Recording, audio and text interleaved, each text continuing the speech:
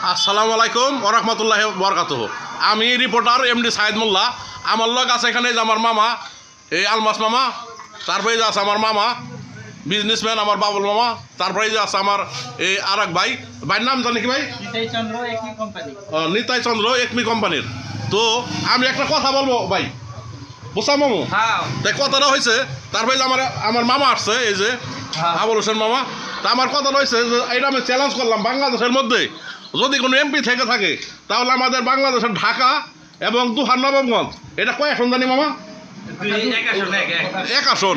এই এক আসনের যে এমপি ঢাকার দুহার নবাবগঞ্জের, সারা বাংলাদেশ চ্যালেঞ্জ করলাম, ওনার মতো আর কেউ হবে না। একবারে এক নাম্বারে সলিড লোক উনি, যেরকম লোক একদম যে তার বুকে জড়াই নেয়, তার সে বুকে জড়াই নেয়, এবং সে এমপি হওয়ার পরে এই দুহার নবাবগঞ্জ সব জায়গায় কিন্তু দেখা করছে মামা।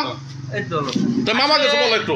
আসলে কি বলবো আর ওনার কথা, উনি ব্যক্তি হিসেবে অনেক ভালো একজন মানুষ। আর হলো ইলেকশনে পাশ করার পর উনি প্রত্যেকটা গ্রামে এসে দেখা করছে মানুষের সাথে। মানে গ্রাম বলতে কি একটা ডেট দিছে বা 5-6টা গ্রাম মিলে এই জায়গায় আমি আসবো।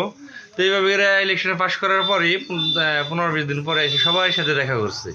যেমন এদিকে আমাদের পাশে 5 গ্রাম, বালুগুন্ড, মহিষদা, কুমল্লি, দত্তগুন্ড, এরকম 5 গ্রাম আছে, এখানে প্রত্যেকটাইতে দেখা করছে।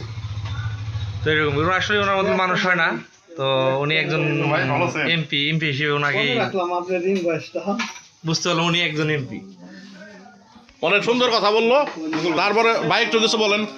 ভাই আমি তো, আমার বাড়ি হচ্ছে বগুড়া জেলা। যেহেতু আপনারা সবাই বলতেছেন ভালো, অবশ্যই উনি ভালো, কারণ একজন মানুষ ভালো না হলে সবাই ভালো বলে না। যাই ওনার জন্য আমার শুভকামনা। এখন আসবো আমাদের বাংলাদেশের একজন নয়নমণি, আমার মামা। তো মামা একটু কিছু বলে দেন আপনি। মানে ঢাকা এক আসনের যে এমপি,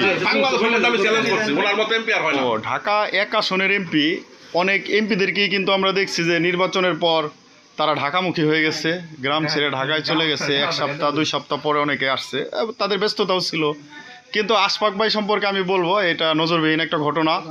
আমরা দেখেছি সুল্লা ইউনিয়নের নবগঞ্জ থানা ঢাকা এক আসনে পড়ছে। এই সুল্লা ইউনিয়নের পঞ্চগ্রাম নামে একটি এরিয়া আছে, সেটা হচ্ছে কালীগঙ্গা ডিভাইডেড করে দিছে। উনি পঞ্চগ্রামে এসেও প্রত্যেকটা গ্রামে গ্রামে দেখা করছে নির্বাচনের পর। আসলে এটা সচরাচর এমপিরা সাধারণত এভাবে দেখা করে না, অথবা তাদের সময় স্বল্পতার কারণেই করে না, আমি সেটা বলবো।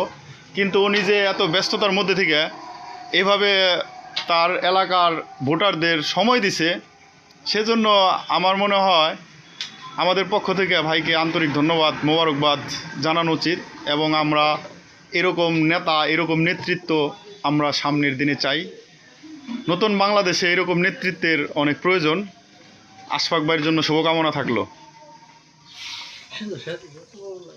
এই যে আমার আরেকজন ভাই বিজনেসম্যান, সারা বাংলাদেশে ঘুরে ভাইয়ের কাছে একটু যাও। ভাই একটু কিছু বলেন ভাই।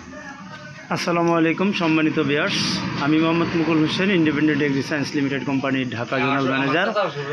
আমি ঢাকা এক আসন, মানিকগঞ্জ, টাঙ্গাইল বিভিন্ন জায়গায় চলাচল করি। তো ঢাকায় এক আসনের আশফাক সাহেব, চৌধুরী বড় ভাই, ওনার সম্পর্কে যেখানেই যাই শুনছি উনি একজন ভালো মানুষ। ভোট হয়ে যাওয়ার পর সবাই বিভিন্নজন বিভিন্ন কাজে ব্যস্ত হয়ে গেছে, সবার মুখে শুনতে পাচ্ছি উনি সাধারণ জনতার পাশেই আছে এবং তাদের দ্বার প্রান্তে প্রত্যেকের কাছে যাচ্ছে। তো এরকম নেতা, একজন নেতা আমরা সব জায়গারই আশা করি যে প্রত্যেকটা নেতা যেন এভাবে কাজ করে, গণমানুষের আদর্শ নেতা হিসাবে তাকে সবাই পছন্দ করে।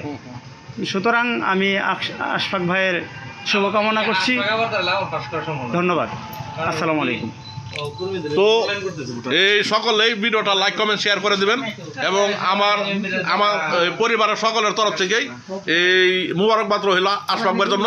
ইনশাল্লাহ আগামী দিনের এই আশা করি মন্ত্রিত্ব আশফাক ভাইয়ের। আসসালামু আলাইকুম ওয়া রাহমাতুল্লাহি ওয়া বারাকাতুহু।